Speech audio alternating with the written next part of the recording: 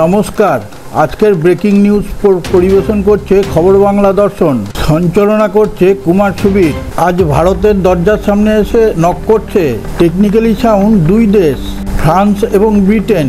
আজ ভারতকে বলছে, আপনারা আমাদের কাছ থেকে বিমান কিনুন, আপনাদের সমস্ত টেকনোলজি আমরা দিয়ে দেব। আপনারা যে শর্ত দেবেন সেই শর্তেই আমরা কাজ করব।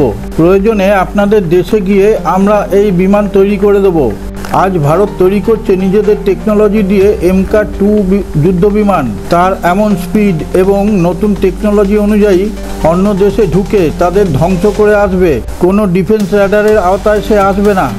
এদিকে ফ্রান্স এবং ব্রিটেন ভারতকে অনুরোধ করছে, আপনারা আমাদের কাছ থেকে বিমান কিনুন, আপনাদের সমস্ত টেকনোলজি আমরা দিয়ে দেব।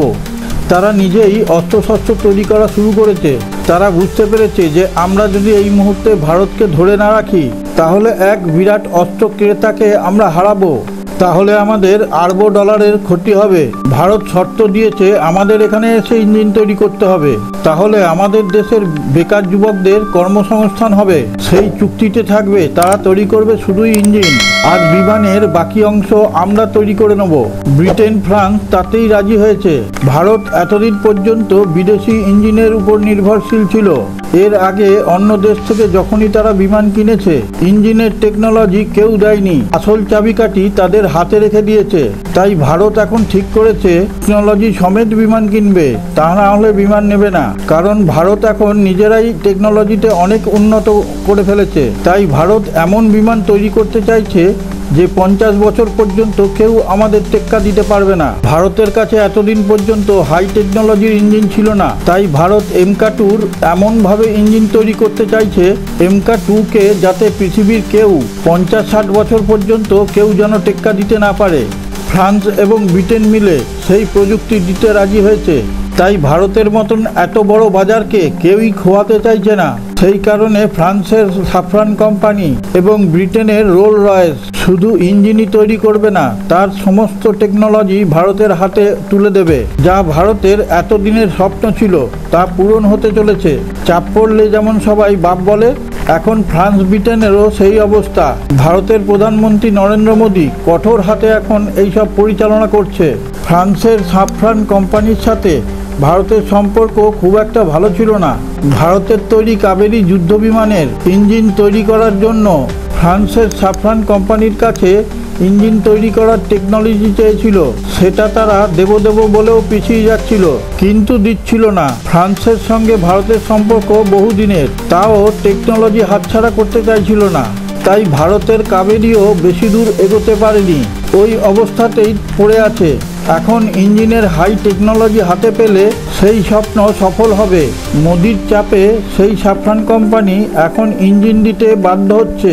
ভারতের DRDO এই কাবেরী যুদ্ধ বিমান তৈরি করছে। মোদির কূটনৈতিক চালে এরা পরাস্ত হয়েছে। মোদি বলেছে, দিলে দাও, না হলে দরজা খোলা আছে, চলে যাও। আজকের মূল সংবাদে যাওয়ার আগে আপনার কাছে একটি বিশেষ অনুরোধ। আপনি যদি আমাদের খবর বাংলা দর্শন চ্যানেলকে সাবস্ক্রাইব করে না থাকেন, সাবস্ক্রাইব করে পাশে থাকা নোটিফিকেশন বেলটি ছুঁয়ে একটা লাইক দিয়ে শেয়ার করে দিন। তাহলে আমরা বিশ্বের নানা প্রান্ত থেকে খবর সংগ্রহ করে আপনাদের সামনে তুলে ধরায় অনুপ্রাণিত হব। আর আমাদের খবর বাংলা দর্শনের চ্যানেলের কমেন্টে গিয়ে আপনার সুচিন্তিত মতামত ব্যক্ত করলে আমরা উদ্বুদ্ধ হব।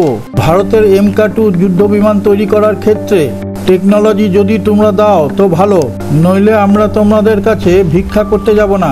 তখন সাফরান কোম্পানি বলে, অর্ধেক টেকনোলজি তোমাদের কাছে থাকবে আর অর্ধেক টেকনোলজি আমাদের কাছে থাকবে। মোদি তখন বলেছে, আগেই তো বলে দিয়েছি দরজা খোলা আছে, আমাদের এখানে এসে নতুন ইঞ্জিন তৈরি করে টেকনোলজি আমাদের হাতে দিতে হবে। তোমাদের ওইখানকার তৈরি পুরনো ইঞ্জিন আমরা নেব না। এই চুক্তিতে সই করলে করো, তা না হলে রাস্তা দেখো। ওরা তখন দেখলো যে ব্রিটেনের রয়্যাল রয়েস তো দাঁড়িয়েই আছে ভারতের কথা অনুযায়ী কাজ করতে। মোদির কূটনীতি বুদ্ধিতে তারা রাজি হতে বাধ্য হয়েছে। সাফরান কোম্পানি তখন রাজি হয়েছে। তারা তখন দেখলো, আমরা যদি না দিই তাহলে ব্রিটেনের রয়্যাল রয়েস এক পা তো বাড়িয়েই আছে। তখন ভারতই শর্ত দেয়, আমাদের MK2তে যে ইঞ্জিন বসবে তা তোমাদের রাফাল ইঞ্জিনের থেকে কয়েক গুণ বেশি অত্যাধুনিক হওয়া চাই, যাতে কয়েক দশক ধরে আমাদের এই MK2-কে কেউ ছুঁতে না পারে।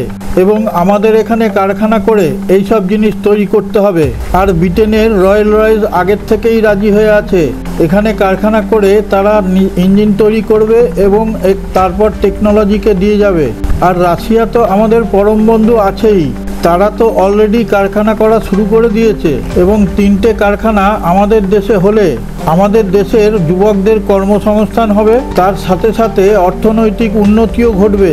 একে বলে মোদির এক ঢিলে 4 পাখি মারা। মোদির কূটনৈতিক চালে গোটা বিশ্বকে এখন বগলে পুড়ে নিয়েছে। ব্রিটেনের রয়্যাল রয়েস, ফ্রান্সের সাফরান আর রাশিয়া তো কারখানা শুরুই করে দিয়েছে।